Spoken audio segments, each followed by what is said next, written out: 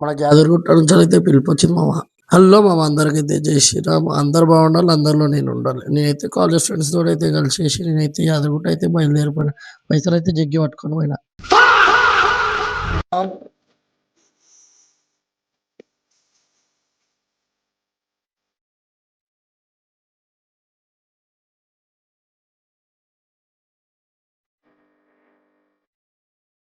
ఇగ దోస్తులతోటి జరసేపు సోకులు పడ్డాయి. ఎమ్మటే బస్సులో ఆడికెళ్ళేసాక బస్ ఎక్కేసి యాదగిరిగుట్టలో అయితే దిగినాం.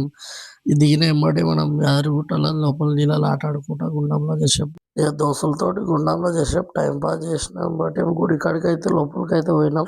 స్పెషల్ టికెట్ తీసుకొని దర్శనంకైతే పోయి లోపల చూసుకోవచ్చు ఎంత బాగుందో. ఇగ మా వోళ్ళతోటి ఫోటోలు అన్నీ దిగేసినాం. ఆడికెళ్ళి స్వర్ణగిరి బయలుదేరిపోయినాం.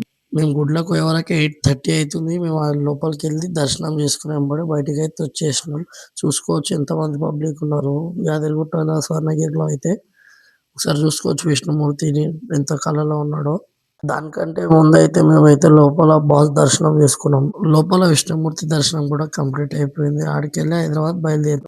అక్క ట్యాంక్ బండ్ పోయి ఆడికెళ్ళి ఇగ మేము అనంతగిరి హిల్స్, వికారాబాద్ వెళ్ళి ఆడ మేమందరం దోస్తులతోటి టైం పాస్ చేసుకుంటూ ఆడికెళ్ళి బయలుదేరి కింది వరకు ట్రెక్కింగ్ అయితే చేసేసుకున్నాం. మొత్తం లోపల ఫ్రెండ్స్ తోటి చేస్తా ఇదే వేరు.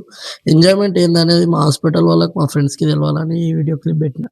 అంతే మామ ఈరోజు blog complete. To follow for more videos. Follow అయితే కొట్టప్ప దొరా.